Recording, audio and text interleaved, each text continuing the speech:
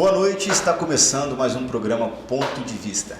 Eu sou Rui Alves e apresento esse quadro de bate-papos do portal de notícias Boletim Goiás, feito em parceria com a produtora TC Multimídia.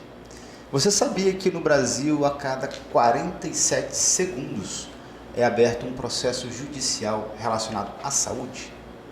Entre 2020 e 2024, cerca de 2,47 milhões de processos judiciais foram protocolizados nessa área, demonstrando um sistema precário de atendimento à população.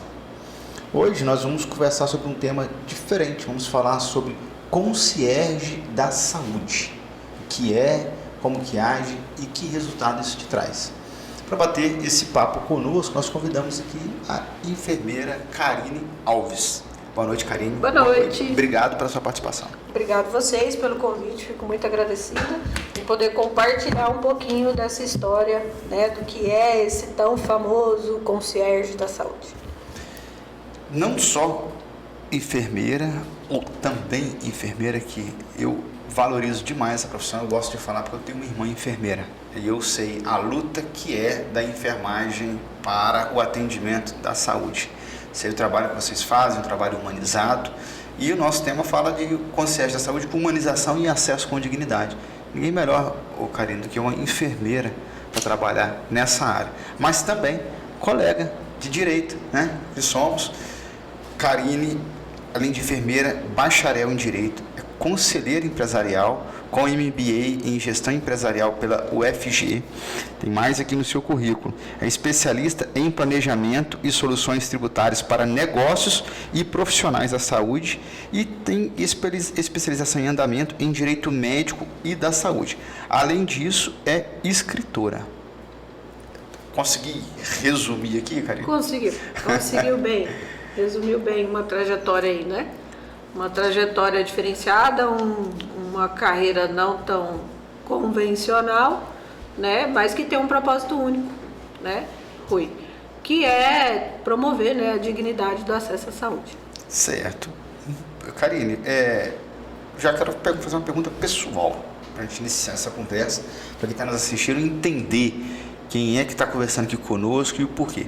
Enfermeira de carreira já há alguns anos, e agora você seguiu para a área do direito, Você vai se tornar um colega advogado, está se tornando, mas por que o direito voltado à enfermagem? O que você viu nesse mercado que te trouxe a querer estudar ainda mais o direito? Então, você falou um pouquinho da minha trajetória e, apesar de atuar na enfermagem, eu me especializei em atendimento domiciliar, a pacientes degenerativos. Então, eu sou intensivista também. Então, eu montava um TI na casa do paciente. Então, há 16 anos atrás, quando eu me graduei em enfermagem, eu não me imaginava no ambiente hospitalar. E justamente por uma palavrinha poderosa que você utilizou aqui, que chama humanização. Era um lugar que eu não me sentia bem no ambiente hospitalar, mas eu queria levar o melhor para o meu paciente. Então, eu tive que sair desse ambiente hospitalar e procurei outros meios. Então, há 16 anos atrás, o atendimento domiciliar era algo atípico. As pessoas viam o atendimento domiciliar como o vulgo doméstico, que era aquele que tinha na casa e quando tinha necessidade ele ajudava a pessoa, aquele idoso, aquela pessoa acamada que tinha uma necessidade específica. Então, há 16 anos atrás, era uma prática comum em São Paulo, mas em Goiás não. Então, eu sempre fui uma pessoa muito assim, a minha mente era para frente, eu nunca queria fazer o que todo mundo quis fazer ou desejou fazer.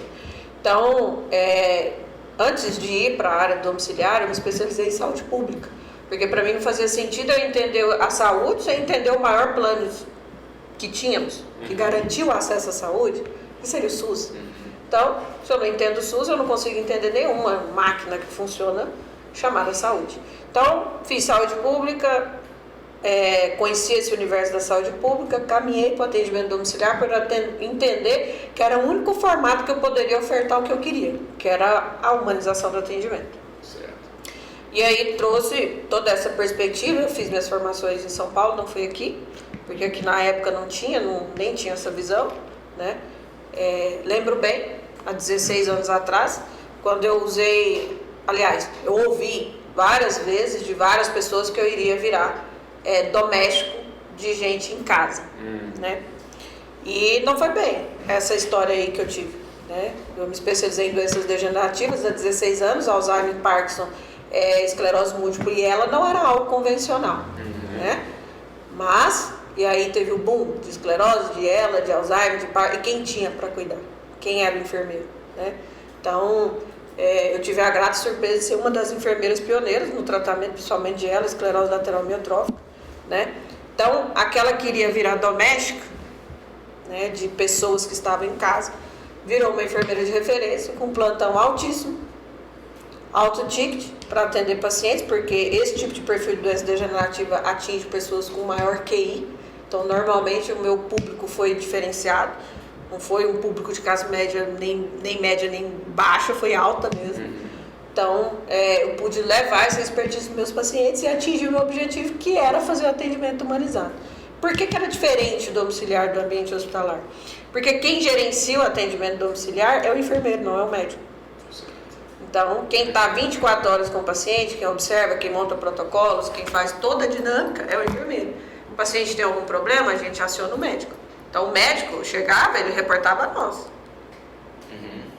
Ele não tinha o conhecimento do paciente na sua integralidade, mas ele tinha muito respeito por nós, porque era nós que fazia toda aquela condução, toda aquela parte multiprofissional, todo o atendimento. Então, ali eu me encontrei, porque era onde eu realmente conseguia entregar a humanização que eu esperava do meu paciente.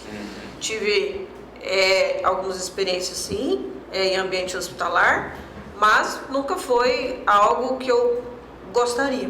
E aí, durante essa jornada, o que a gente esbarra quando a gente vê isso? Pessoas.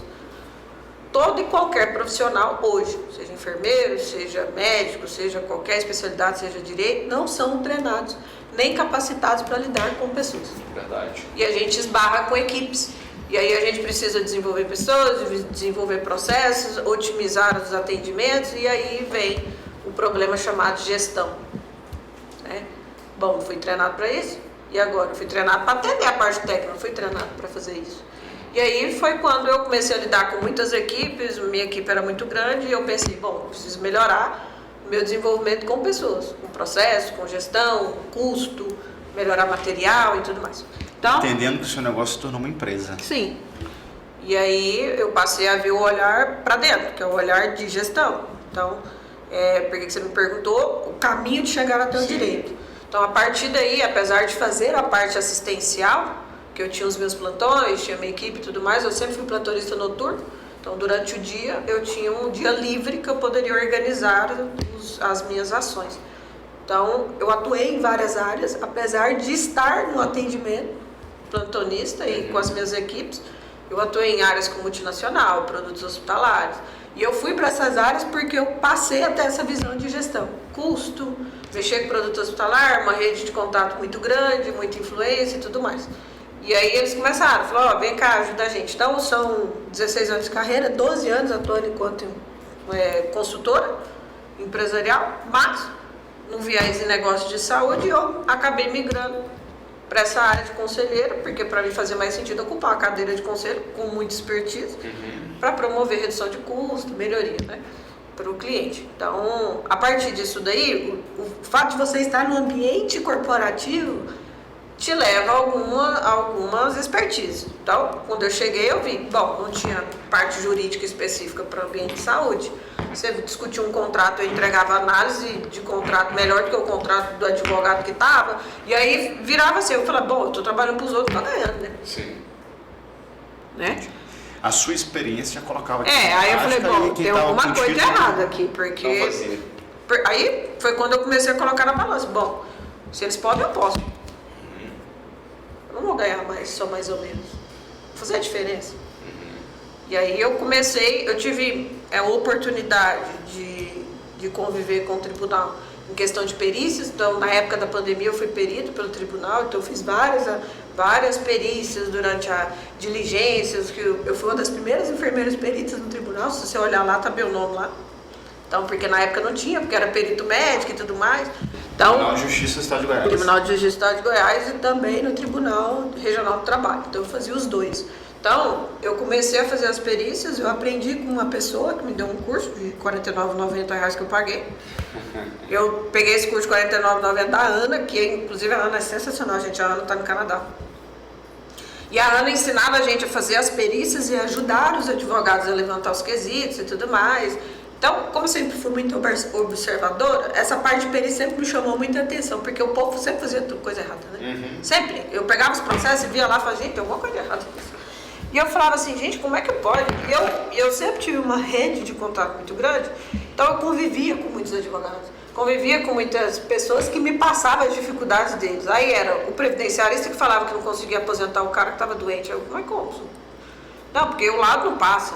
Aí era o cara que fazia o direito do trabalho e tinha um acidente de trabalho, né?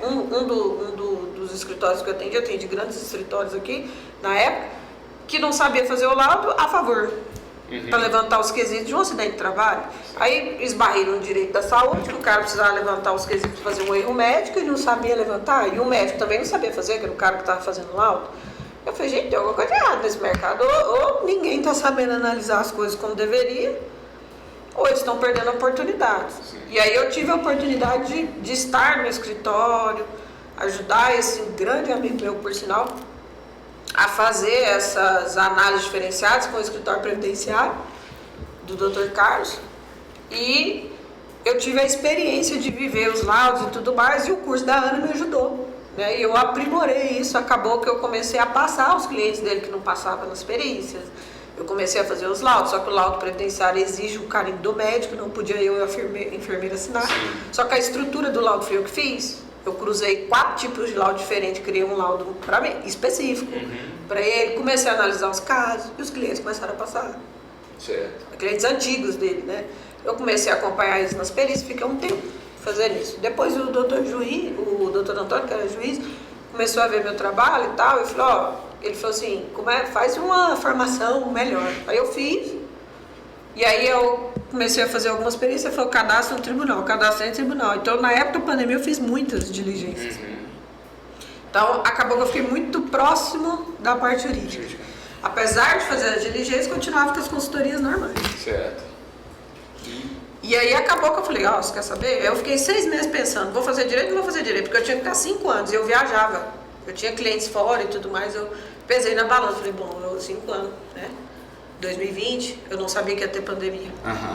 Começou em 2020. Eu comecei a graduação em 2020. Então, quando eu iniciei... Isso, mas eu não imaginava que ia ter. Então, eu fiquei 1 ano da faculdade online. Eu pensei em desistir, porque para mim foi muito difícil. Primeiro ano de direito online, as matérias são extremamente pesadas, complicadas. Para mim, no meu caso, que estava vindo de outra área, então, mais complexo ainda. Mas não, aí eu persisti, passei, rompi a época da pandemia. E veio, inclusive, a função de mediadora. Sim. Extrajudicial e judicial. Isso, que foi esse motivo. Um dos motivos foi justamente isso. Porque quando eu pesquisei o mercado, não tinha mediador. Então, no meu primeiro 1 ano e meio de faculdade, eu tive aula de a matéria de conciliação e mediação. Na faculdade. Fui pesquisar. Bom, aí não achei nada. Aí achei o Seju Saúde. Bom, aí eu achei um monte de gente que não sabia fazer um monte de coisa. E a sua mediação era voltada ao direito médico e saúde? Nem era, para falar a verdade. Era uma mediação que eu queria fazer, porque eu via que tinha uns conflitos e ninguém conseguia resolver. Só que quando eu procurava um profissional que era mediador, Câmara de Mediações voltado para a saúde, eu não achava. Aí eu achei o Seju Saúde, que o Seju Saúde do Estado de Goiás é referência para o Brasil inteiro, porque foi o primeiro Sejus voltado para mediações em saúde, né? Que envolvia saúde pública, privada, convênios e todas as relações. E aí eu consegui conhecer esse pessoal, fiz a formação no Centro de Mediadores em Brasília, a minha mentora foi a Sil. A Sil também não conhecia pessoas da área sanitarista, ela entendia que era um gap, um problema mesmo de mercado. Porque tinha muita gente empresarial, familiar, para tudo, que era conhecido mais, né? E o saúde? Como é que é você colocar na mesa um erro médico ali, que você matou um pai de uma família, que está numa ação de 2 milhões, ou você vai negociar com a família e falar assim, e aí, vamos diminuir, amiga? Você vai começar a medir a vida do seu parceiro? E aí a gente precisa entender esses meios. E a partir disso, eu resolvi fazer a mediação, fiz a formação mesmo, lá. O Centro de Mediadores é registrado no CNJ. Então, E esses mercados que você trouxe aqui, eles ainda são deficitários de profissionais? São. Ainda não existe. Não tem câmera específica. Hoje eu ajudo no PMEC, que é o núcleo também de apoio, né, das negociações e conciliações aqui do estado de Goiás. Dou um suporte para o Sejus Saúde, para a chefe de lá, que é a Glaucia. Conheço os defensores que atuam na área da saúde, inclusive meu TCC foi feito nessa área. Os defensores públicos. Os defensores públicos da saúde, né, a doutora Ana Paula, alguns defensores já conhecem, já me viram, já pediram orçamento para mim de hospital, porque é difícil para achar, para poder fazer as ações, né, para viabilizar os tratamentos. E aí, como eu tenho acesso, para mim é mais fácil, né? Então, assim, eu ligar com o diretor do hospital e falar, faz orçamento aí, daria certo. Então, acabou que eu comecei a ter esses relacionamentos com todos eles. E é um furo de mercado absurdo. Saúde. E eu vejo uma questão que você falando aqui, me vem. Você fez algo que as pessoas não queriam fazer: estudar o assunto. Justamente. Eu acho que esse gap de mercado, esse furo de mercado, é falta de vontade de estudar. Tem gente no mercado e não estuda o mercado. Tem gente trabalhando nos escritórios e não estuda o que está fazendo dentro do seu escritório. Então. Oportunidade para quem está com coragem. Karine, aprofundando então um pouco mais agora. Você já nos trouxe um apanhado então, de bagagem, de experiência. Da minha jornadinha aí, viu? Contei uma historinha da minha jornadinha. E durante ela aqui eu até quero alguns exemplos, algumas coisas que é o que as pessoas... Tenho certeza que está nos assistindo aqui vai se ver em alguma situação dessa. Todos nós já passamos por algum problema relacionado à saúde. Seja na área relacionados a atendimento público ou privado, de planos de saúde também. Concierge. Que palavra é essa? E o que é, em resumo, concierge de saúde? Então, o concierge da saúde, ele já é um termo utilizado, só que ele é concierge em saúde. O que seria o concierge? Esse termo em saúde, ele era utilizado para aqueles profissionais, são profissionais que exercem serviços terceirizados para um público que tinha muita dificuldade de organizar assuntos relacionados à saúde. Um exemplo, o cara é muito executivo, roda muito, viaja muito, precisa fazer exames. Aí ele contrata um concierge para fazer os agendamentos dos exames dele, as consultas. Ele monta toda a programação. Então ele tem uma rede colaborativa, o concierge conhece o convênio. Então o que ele facilita? Ele facilita toda a vida dele enquanto saúde. Esse serviço, ele é um serviço que já existe. Só que ele é concierge em saúde. E aí, o porquê concierge da saúde? Porque eu mudei o em para o a. Porque o meu serviço não o objetivo desse serviço não é isso. Só fazer isso. O objetivo do concierge da saúde, que é esse serviço que eu desenvolvi, ele é poder conectar as pessoas que são necessárias ou que têm alguma necessidade específica voltada para a saúde e que envolva problemas. Um exemplo, tem um idoso. Esse idoso teve uma cirurgia negada. Ele não tem tempo de ir no convênio para ver por que foi negado. Então, eu uso toda a minha rede colaborativa, toda a minha expertise para resolver esse problema para ele. Ou seja, a gente está falando até de um atendimento privado. Sim, totalmente. Ele pode ser privado, pode ser pelo SUS, pode ser qualquer um. Não é especificamente só privado, é saúde. Karine, eu estou que é algo que eu faço regularmente, porque, apesar de não ter contado aqui na história, mas a minha experiência na saúde pública foi muito grande, então eu atuei muito tempo na regulação do Estado. Então eu sei os gaps da regulação do Estado, porque não sai vaga nas UPAs. Então, muita gente me liga e fala, Karine, pelo amor de Deus, eu preciso de uma vaga. Eu sei romper aquilo ali, eu sei ajudar e eu sei se liberar a vaga. Então, isso também é um serviço que abrange a parte pública e que eu consigo acelerar esse processo. E a aceleração de vaga, ela vem por um conhecimento administrativo. Específico. E ações administrativas, assim, da própria unidade, é um probleminha. Não tem um jeitinho brasileiro. Não tem jeitinho, eu não uso estratégia, eu não ligo para ninguém para arrumar vaga, eu uso o furo do processo. Certo. Porque existe um processo no SUS e esse processo não funciona. Principalmente quando você vai encaminhar pacientes para alguma vaga de alguma coisa que saiu de uma UPA de um CAIS, por meio da regulação. Tem muita dificuldade. Tanto tem que hoje eu apoio o Sejusca Saúde para fazer esses ajustes. Porque ele recebe muita demanda porque não sai vaga. Certo. Porque como eu fiquei lá, eu sei os problemas. E os problemas não mudam. Porque as pessoas não mudam. As pessoas que fazem o errado continuam no mesmo lugar. As diretorias mudam, mas elas não entendem os processos. E aí, continua o mesmo problema. Entendi. E aí, E isso... o serviço de saúde, por exemplo, ele utiliza muito dessa, como é um centro de mediação, ele vai no acordo, chama o diretor ou o secretário para resolver. Ele busca o contato, ele te dá um prazo para resolver aquela demanda. Certo. Pode ser uma vaga, uma internação, alguma coisa. Ela sempre vai articular para tentar não judicializar. Porque o objetivo é que, hoje, se você fazer uma análise, vamos supor, em Goiás hoje tem medicações no SUS que custa R$100, certo? O Estado não tem, não fornece. A pessoa vai lá e faz um processo de judicialização pela defensoria, certo? Sim. Um processo pela defensoria é R$4.100. De custo Justifica? para o Estado. Não. R$100 uma medicação por R$4.100 um processo de judicialização. Então, o Sejusc ele entra para intermediar, entender, fazer análise disso para evitar a judicialização, para não chegar na defensoria sem ter necessidade. Então, ele intermedia tudo isso. Uma internação que não deu certo, eu vou judicializar por causa disso? Certo. Só que se você depender do caso, é uma ação de R$300 mil, como eu já peguei vários, que eu consegui intermediar sem precisar de judicializar, e eu consegui a vaga, eu consegui liberar e ajudar. Então, essas articulações, que são articulações colaborativas, não tem jeitinho. Tem estratégia e processo. Eu entendo como funciona e eu consigo romper a favor do paciente. Certo. Na humanização e na dignidade do acesso dele à saúde. Então, uma pessoa que está passando por um problema, precisa de uma vaga para internação, para um procedimento cirúrgico por meio da regulação. Ela procura o Sejusc? O que ela deve fazer?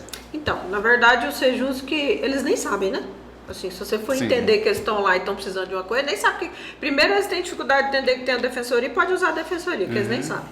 Segundo, que eles não entendem, eles não sabem o que é um Sejusc. Então, assim, dificilmente essa demanda chega para o Sejusc. Dificilmente. Mas o Sejusc, ele tem conhecimento para receber essas demandas. Mas é preciso ser mais divulgado. É preciso falar mais sobre o Sejusc Saúde. Sobre essa ferramenta, o que ele ajuda, o que ele colabora, o que ele pode fazer pelo usuário do sistema. Porque ele é uma via de acesso para resolver. Só que as pessoas não têm acesso. Então, eu posso usar a defensoria, mas não tenho o nome do plantão da defensoria, como é que eu falo com a defensoria? Sim. Entendeu? Então, algumas ações, à medida que eu posso, eu colaboro, eu falo sobre as ferramentas, os órgãos articuladores, quem pode, quem não pode. E à medida que eu consigo mexer no processo para favorecer, eu faço. Um exemplo. Tive recentemente, agora, faz até essa semana agora. Um rapaz que chegou acidentado, ele acidentou de moto, machucou, foi embora para casa, achou que estava tudo bem, só que ele estava com a fratura exposta no pé. E aí ele, em vez dele ir para um hospital de acesso porta direta, ele foi para uma UPA. Problema, porque você vai chegar na UPA, o médico vai olhar e vai falar, bom, você tem risco de infecção, né? Tem fratura exposta. Aí eu vou te encaminhar. Tá lá, IH. Vai ficar lá. Porque a regulação não faz a ligação. Então, aí a demanda chegou para mim, mas ela chegou por um grupo que eu participo de ações sociais, que todo mundo já me conhece, já sabe. Eu falei, não, tem uma cartinha aí que chama assim, alta por escolha. Assina ela. Não, doutora, mas aí eu vou assinar, vou fazer o quê? Assina ela e vai para a porta do Gol. Tem carro? Tem. Foi para a porta do Gol, entrou pela emergência. 4 horas depois estava operado. Certo. Por causa do risco de infecção. Não, por causa do risco de infecção, pelo fluxo, pelo contrafluxo errado, pela indicação errada. Agora pergunta se a UPA falou isso. Não. E não vai falar. Ninguém faz. Então, por quê? Porque isso... E o que eu fiz? Nada. Eu apenas usei o sistema a favor do que era o que tem que ser feito. Certo. Então, assim, eu não sou muito a favor de jeitinho. Passar gente na fila. Nem quando eu era da regulação eu fazia. Não, estando fora eu não vou fazer. Mas conhecendo o sistema, eu consigo melhorar o sistema com o meu conhecimento. O cara vai lá e faz, um médico faz lá um histórico de uma patologia, faz Jesus. Então, assim, eu leio aquele relatório e falo, doutor, assim, se eu puder falar com o médico, eu peço para a família. Eu falei, põe o médico na linha, que eu vou trocar ideia com ele para a gente melhorar esse relatório. Porque o relatório sai como eletivo. O paciente está grave. Como é que a regulação vai entender que isso aqui é uma vaga de urgência? Não vai. Não sabe. Sim. Aí quando você vai ver o pessoal... O médico faz isso por desconhecimento ou por... Existem 2 regulações ou por má fé? Não é má fé. Quando você vai ver, na maioria das vezes não é. É falta de conhecimento. Certo. É falta de orientação. Porque às vezes ele foi lá e colocou, mas ele não deixou claro do jeito que deveria ser. Entendi. E aí, quem está de ficar na regulação não sabe que aquilo lá é grave. Ela fica achando que é eletivo. Falei, bom, isso aqui pode esperar, né? Então, porque quem está na regulação não vê o paciente, só vê o Não papel. vê, eu só o vejo o documento. papel. Se você não me mostra o que é que está realmente acontecendo, como é que eu vou conseguir dar prioridade para aquela vaga? E existe uma prática também muito comum do cidadão, Goiânia, Goiás, o Brasil todo, de tentar dar o jeitinho por meio de ajuda parlamentar. É uma necessidade de buscar alguém para pedir ajuda a um vereador para poder fazer. Existe isso, eu já Aí vi vem algumas o jeitinho, né? Porque alguém que vai entrar em contato sem um conhecimento, ela vai pelo nome do parlamentar. Eu já vi Aí isso. pula a já, fila. doutor, eu já vi isso algumas vezes e às vezes que eu vi deu tudo errado. Primeiro porque ele autorizou para o lugar errado, para a área errada, para o médico errado, para a especialidade errada, foi um problema danado. Então assim, não é só ter o poder, você tem que ter o poder e o conhecimento de fazer ajustar o processo. No lugar certo. O problema das UPAs, das unidades de pronto atendimento, dos CAIs, é porque é muito rotativo e volátil. Um exemplo, os cargos de diretoria são cargos de confiança. Então, quando tem um agora no governo, passa um pouquinho e troca. Certo. E aí, no final das contas, não é nem pelo diretor, porque às vezes o diretor é muito bom e eu conhecia vários. Só que é uma máquina difícil deles mudarem o processo. E aí, o que você precisa? Ter garra. Você precisa ter garra, você precisa ter conhecimento, você precisa enfrentar. Você precisa falar, corrige o processo. Então, não era só falar assim, não, eu vou fazer porque me falaram que tinha que ser feito.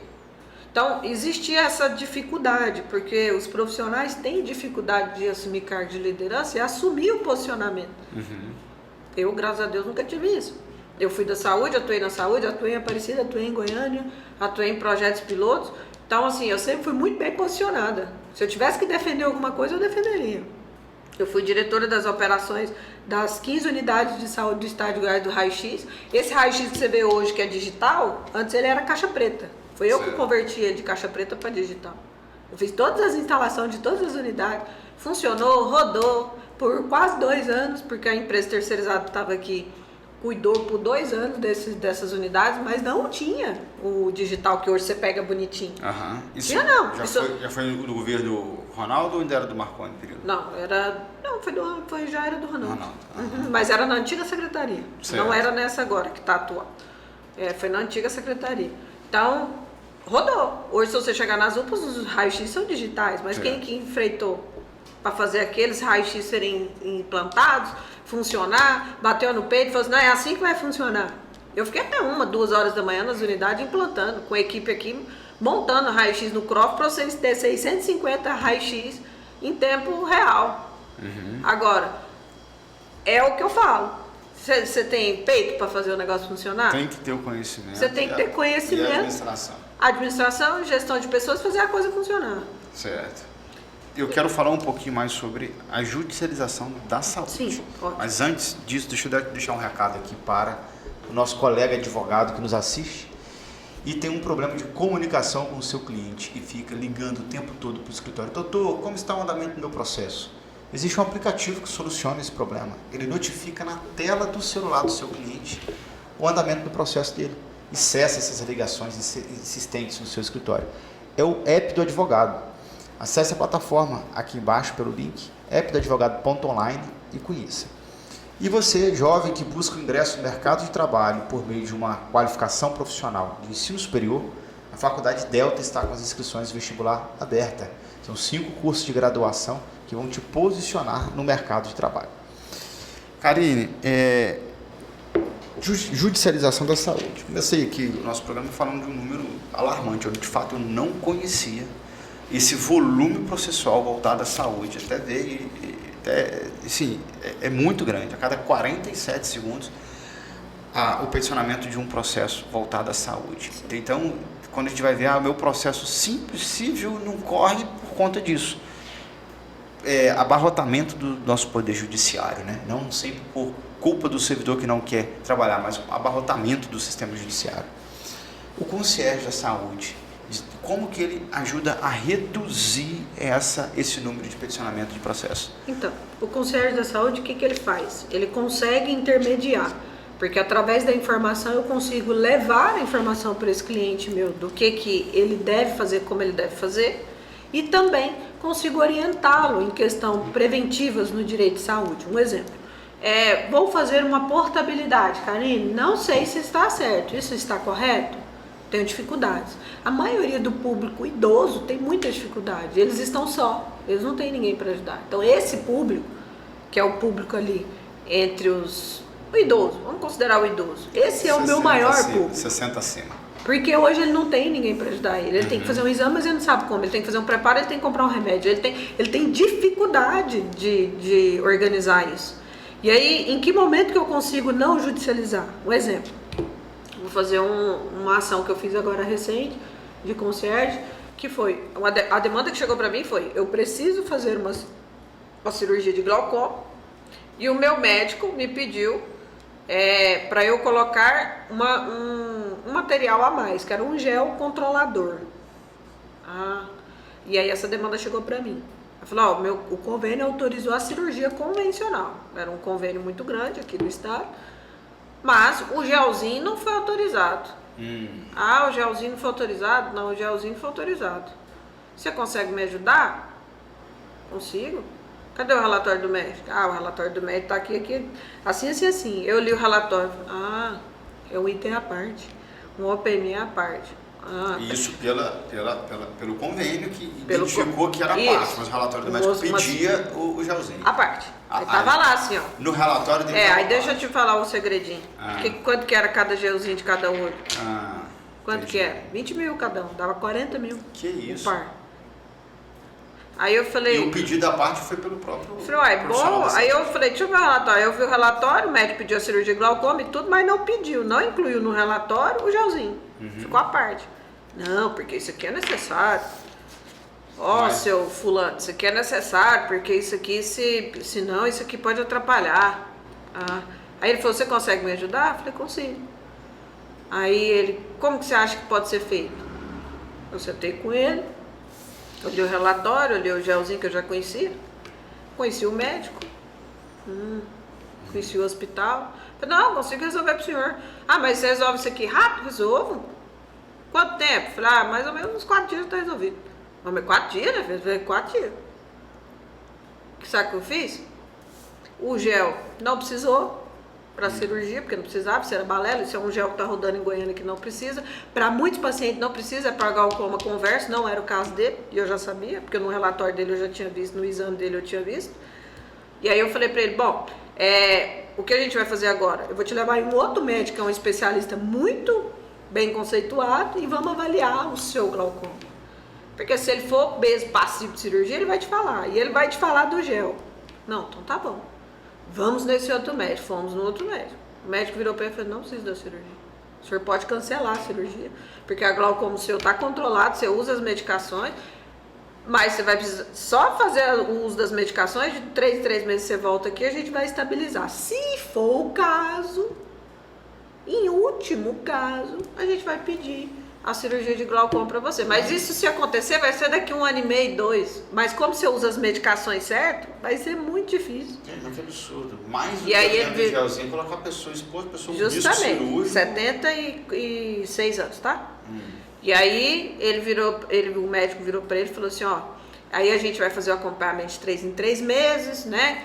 A Karine vai deixar organizado aqui, eu deixei a agenda dele organizada o ano inteiro. Tá todas as consultas agendadas, inclusive ele vai agora na consulta, que é dia 14, que é a segunda consulta dele. E aí, se ele for fazer a cirurgia, agora eu te falo, é uma cirurgia convencional. O IPASO paga. Não precisa fazer, não precisa de gelzinho, não precisa de nada. Certo. E o próprio convênio já tinha autorizado a cirurgia pelo outro hospital, que era convencional. E para deixar ele mais tranquilo, além da gente ir nesse médico, ele tinha uma suspeita de visão monocular. Quando eu vi o relatório, eu falei assim, isso aqui não é visão monocular não, gente. Mas tudo bem. Tinha um laudo lá de uma médica falando que ele tinha visão monocular. E ele tinha recebido uma demanda de um escritório de advocacia para fazer uma isenção do imposto de renda para a pessoa com doença grave. Visão monocular, tira. Como ele é um funcionário público, ex-auditor de secretário da Fazenda, um teto remuneratório altíssimo, o advogado cresceu o olho, né? Sim. Só que aí eu falei, mas isso aqui não é visão monocular. Não, cara, mas tem um laudo, a médica fez. Eu falei, tá, mas o seu exame não tem visão monocular aqui. Se ela fez por ela, porque isso aqui não certifica. Se você entrar com a ação e mostrar esse relatório aqui, você vai ser negado. Inclusive, pode ser até, a médica pode ser citada por fazer um laudo que não é real. Ah, Carlinhos. Tá. Aí eu resolvi uma coisa de cada vez. Resolvi a cirurgia, falei que não precisava. Aí depois eu fui resolver a parte do RH, do isenção de imposto de renda. Levei ele no banco de olhos, no médico Dr. K, referência em visão monocular, né, em glaucoma de ângulo aberto. O médico virou para ele e falou: você não tem visão monocular. Esse exame aqui não tem, nem a minha análise que eu fiz não é, e eu não vou fazer outro relatório de visão monocular, porque o senhor não tem. Se isso aqui for parar lá na secretaria, eles vão me citar. Porque o laudo é incompatível com o exame, com o resultado. Aí ele, realmente não tem visão monocular. Não tem como entrar com a ação. Isso aí foi... Eu gastei 10 a 11 dias porque eu dependi da consulta com o Dr. Caio. Mas eu resolvi isso pra ele. Não precisou de cirurgia, faz acompanhamento comigo hoje. Não ganhei só um cliente, eu ganhei um amigo. Entendi. E tirou o cliente do advogado. E é isso. Aí, resumindo, mas o objetivo da concierge da saúde, um deles é isso. É poder promover essa visão 360. Né? Dá para eles essa assistência. Eu preciso, um exemplo. Tem muito, nossa, mas assim, tem muito, não é pouco não.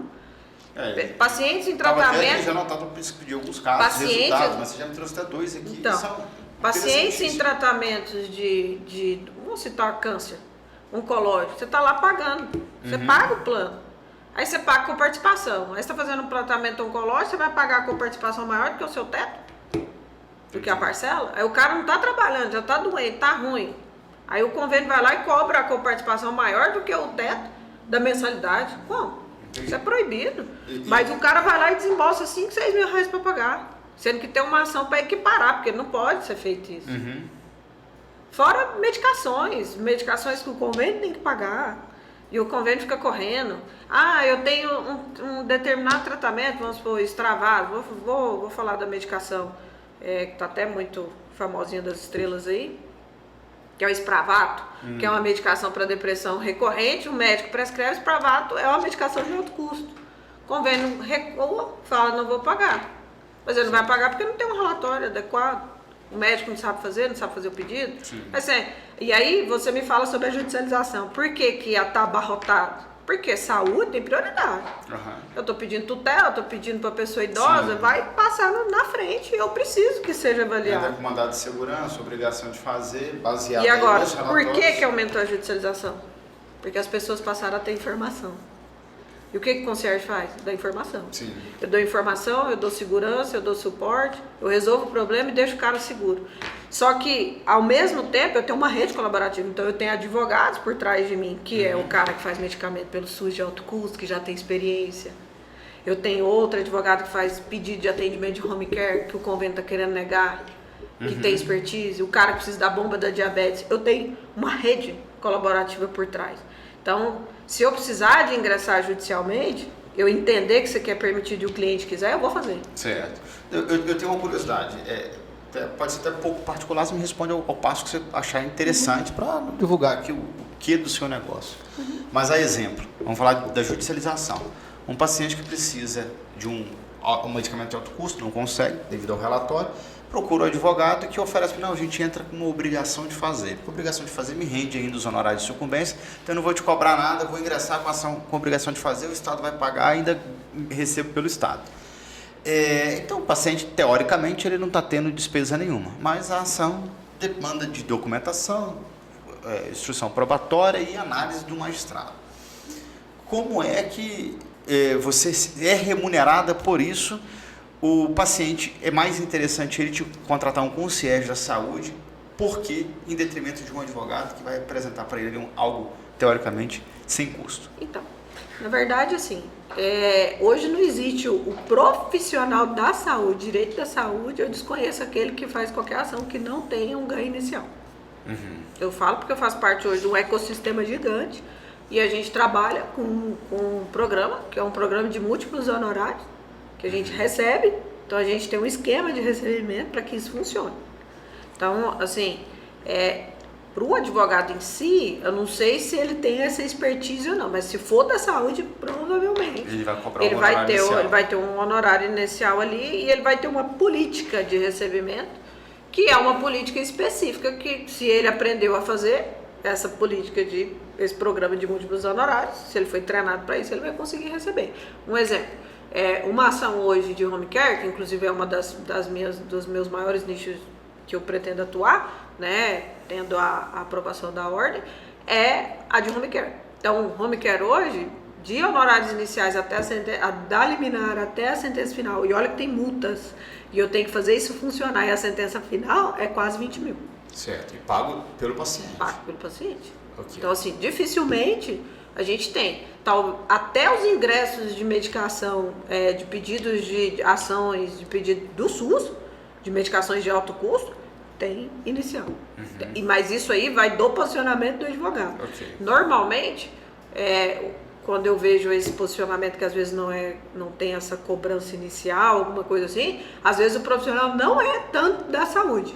Ele teve a oportunidade de ter aquele caso, certo? Por que o concierge da saúde é importante? Porque eu não vou dar só o apoio jurídico, eu vou dar toda a assistência que seria do vulgo assistente técnico de processo. Então, eu posso ali dar apoio, eu dou apoio para o jurídico, apoio para o relatório, apoio para levantamento de quesitos, se for o caso, e ainda consigo fazer toda essa estrutura de preparo. Se ele precisar da medicação, como vai funcionar. Então, resumindo, esse serviço ele acaba sendo muito complexo e, ao mesmo tempo, o essencial. Porque ele vai precisar de um acompanhamento do início até o final. E aí, o concierge em saúde, ele é um dos serviços que ele promove uma fidelização muito grande com o cliente. Porque o cliente, ele passa a ter uma confiança tão grande em você que toda e qualquer demanda de saúde ele vai passar para você. E eu tenho clientes, que inclusive é esse, que eu mencionei dessas medicações do oftalmo e tudo mais, que ele foi um cliente pontual, ele me pagou para fazer um serviço pontual. Hoje ele me paga uma assessoria mensal. Porque ele não mora aqui, ele mora no interior, e aí ele tem uma casa aqui e uma casa lá. Então ele vem pra cá, ele tem que fazer consulta, ele tem que fazer uma coisa ou outra, aí ele fala assim, não, cara, eu vou te pagar um valor por mês, você vai me ajudando. Se eu precisar de agendar, igual ele vai precisar de uma consulta com o neuro, porque ele fez um exame que eu vi que deu algumas alterações. Aí ele já vem e tá tudo organizado. Isso, aí eu ajudo ele, eu falo, esse médico aqui atende pelo seu convênio, esse aqui também é muito bom, qual dos dois o senhor prefere? Qual que você sugere? Entendeu? Então, aí é isso que eu tô querendo te dizer, que você passa a segurança para as pessoas que não têm conhecimento da saúde. E a agilidade, que é essa rede colaborativa, o fato de conhecer muitas pessoas, conhecer muitos profissionais, o acesso rápido ao hospital, conseguir as coisas, isso aí gera uma percepção muito positiva no cliente. Certo. O cliente fala assim, nossa senhora, eu fiquei 10 horas para conseguir uma consulta, duas ligações que ela fez aqui, ela já marcou. Então, aí resumindo, a agilidade te traz excelência. Sim. E aí, por que não só um advogado? Porque o advogado, mesmo que seja só o advogado, ele vai precisar de alguém da saúde. Ou ele vai precisar do assistente para resolver o problema para ele, porque ele vai ter uma dificuldade. Se for erro hospitalar, ele precisa levantar os quesitos, como é que ele vai fazer a análise de prontuário? Certo. E esse, querendo ou não, é uma percepção muito particular da saúde. Então, hoje, um exemplo, o escritório de advocacia que tem hoje um enfermeiro com expertise que eu tenho, voa. Porque ele vai pegar qualquer caso, qualquer processo, vai passar na mão desse cara, ele vai fazer levantamento de quesito, vai fazer, isso aqui é um caso que pode ser feito aqui, faça isso, faça isso. Então, ele articula muito positivo. Então, na época que eu era perita, que eu fazia muita perícia, eu fazia isso, eu era assistente técnica de processo. Então, eu pegava o cliente na mão, falava, deixa eu te falar, o prontuário tá errado. Vai lá e pede a cópia de novo. Eu ia lá no hospital, pegava a procuração. Então, assim, o concierge de saúde consegue fazer intermediações entre o plano de saúde, entre o médico que prescreveu um trem que não tem nada a ver. Vamos supor, vou citar um outro exemplo aqui, que foi um exemplo muito importante, que é de uma doença rara, que chama neuromielite óptica. Precisa de um procedimento que chama plasmaferese, que é um procedimento caro, que a Unimed paga em cerca de 70, 80 mil reais. Essa paciente precisou, ela já fazia, já era não sei quantas mil sessões já que ela já fazia, por falta de comunicação, por falta de pedido correto, por falta de tudo, o negócio, a solicitação não saiu. Quando a família me ligou, falou, acontece, porque meu marido vai aqui, vai ali, ninguém autoriza. Quando eu fui ver, o pedido nunca tinha chegado no hemolab, A Unimed tava nem sabendo que tinha o pedido da plasmaférese, não vai sair mesmo não. Certo. Aí eu fui lá, interferi, falei, deixa eu te falar um negócio. Conversei com o doutor, tem o pedido tá certinho. Caiu na caixa de spam da Hemolab, o Hemolab não tinha nem visto. Falei, dá uma pesquisada lá, porque o pedido tá lá, precisa liberar plasmaférese, paciente... Não dá pra ficar sem fazer a filtragem do sangue, tudo, paciente internado, grave. Uai, cara, mas esse aqui a gente nunca negou, não. Falei, então, sentei, conversei, discuti, tudo de forma mediada. Não fiz Só nada pelo judicial, administrativo. mas eu resolvi isso tudo em 3 horas. Certo. Entre falar, pedir autorização e falar pro Unimed, vai liberar que hora? Porque eu preciso descer com as máquinas. Não, tá bom. Não, a gente vai liberar agora. Tipo, passou o almoço, liberou. Certo. Quando liberou, já liguei pro doutor, o doutor tá liberado, já sobe com as máquinas, ela precisa. Não, tá bom. Então assim, eu tô dando alguns exemplos de como isso pode promover um desembaraço. O viés jurídico que futuramente virá na minha vida, né, enquanto advogado, que eu tô na busca, né, pela carteirinha aí para atuar, ela vem como algo positivo, porque eu venho buscando a judicialização, mas é em último caso. Certo. Porque eu vou usar minha rede colaborativa para que isso funcione, para que o problema dele seja solucionado. E é aí que eu consigo ter humanização, que é pegar na mão, porque a quantidade de idosos hoje que sofre todo e qualquer tipo de dificuldade, de não acesso, de não amparo da família, de violência patrimonial, de violência de todos e qualquer tipo, é muitas que passam na minha mão. Aqui você não mencionou, mas o Conselho da Saúde também vai atingir a parte da violência. Se eu ver um idoso que foi violentado, eu vou, sim, não tem nem conversa. Com o AB liberado, eu vou ingressar com a ação, sim. Certo. Vou parar na delegacia, mas eu vou parar na delegacia, se for o caso, para o idoso. Que é o direito do idoso era algo que sempre estava no meu coração a ser desenvolvido. E vai ser feito, mas eu quero fazer na parte de violência. Se existir, eu não vou aceitar. Aí eu vou usar o meu poder, que é o poder de ser advogado, para poder fazer. E estou certo de que a ordem está do seu lado, a defesa da prerrogativa da advocacia pela defesa dos direitos. Aí né? sim, é algo que não estava aqui embutido, Mas mas o serviço de concierge já atende isso, que é também a violência né, que é o acesso à patrimonial. dignidade, com a dignidade e sem o idoso Isso. sofrendo, isso aí a dignidade fica Justamente. desassistida. Então, o concierge aí é as pontas, Karine, né, que une a necessidade. felizmente nosso tempo chegou ao fim já, né? verdade. O nosso bate-papo passa muito rápido. Ah. E fiquei interessado demais nesse assunto. Não tinha ouvido falar nada nesse sentido, até te conhecer, até receber sua indicação para o nosso amigo Lucimar para te bater esse papo. Entendi o todo e o tanto que isso é necessário, seja na assistência pública ou privada da saúde. E tudo que você falou, a gente vai vendo vários casos que eu passei com a minha família, de atendimento à saúde e a falta de um profissional adequado para poder fazer esse trabalho. Parabéns pela escolha de atuar dessa forma, utilizando o seu conhecimento no todo, as suas formações acadêmicas, e que continue, faça trabalho e replique isso. Tem muita gente precisando desse trabalho, e eu tenho certeza que no desenvolver desse trabalho você vai precisar de mais gente ainda, para poder te ajudar. Com certeza. Eu tenho certeza que isso daí é um grande impacto, né? Sim. Eu falo que o sucesso ele está muito alinhado ao que você planeja, né? Então, há 5 anos atrás, quando eu comecei a carreira, eu tinha um plano de voo. Esse plano de voo foi cumprido na risca. E assim, hoje, se eu chegar na minha faculdade hoje, todo mundo sabe que eu sou direito de saúde. E todo mundo sabe que eu sou tributária em saúde, porque é pelos negócios em saúde e também pelos profissionais. Então, assim, desde o dia que eu pisei na faculdade, todo mundo sabe que eu estou lá para fazer direito da saúde. Certo. Eu não mudei a minha percepção em 5 anos. Você já tinha um objetivo Então, assim, definido pelo qual sim, estudar. e tudo que chega para mim hoje já chega com esse olhar, porque todo mundo já sabe. Então, assim, eu busquei isso porque quando eu via no mercado as pessoas fazendo o quê? Eu via no mercado as pessoas formarem e fazerem tudo. Aí você advogado que pegar, tá pegando. Eu nunca fui assim. Quando eu escolhi em 6 meses fazer direito, eu escolhi com um plano de voo montado. Certo. Então eu escolhi fazer mediação, eu fiz mediação. Eu escolhi fazer uma especialização em saúde em certo tempo, eu fiz. Eu quis fazer um tributário, fiz.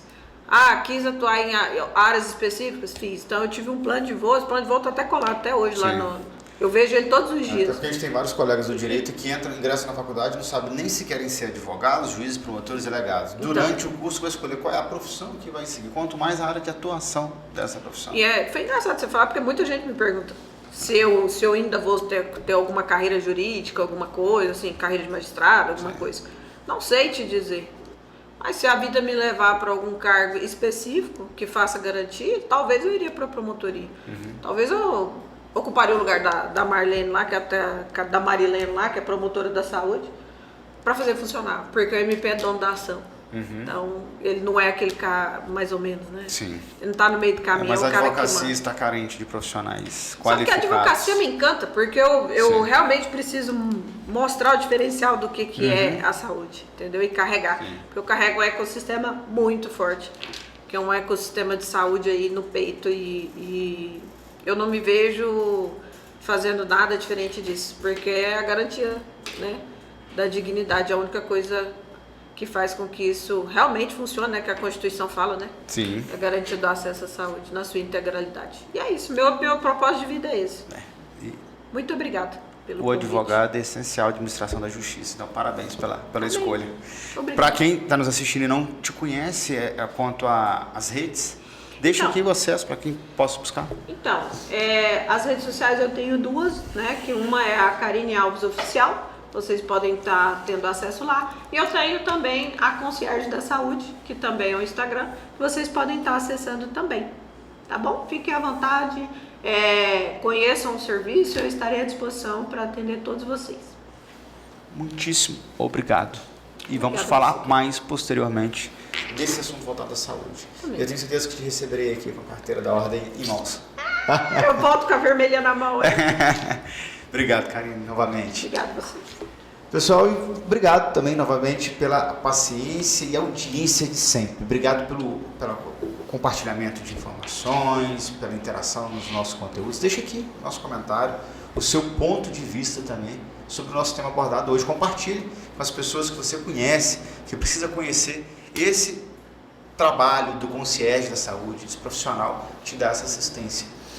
E siga as nossas redes sociais, Boletim Goiás em todas as redes sociais e a rede social da nossa parceira aqui, a TC Multimídia. Abraço, Lucimar Faria, amigo em comum nosso aqui, né, Karine?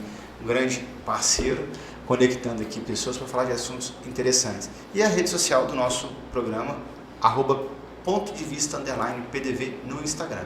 Para se manter bem informado de tudo que acontece em Goiás, no Brasil e no mundo, boletimgoiás.com.br. Saúde não é tudo, mas tudo é nada sem a saúde. Sócrates. Uma boa noite e até mais.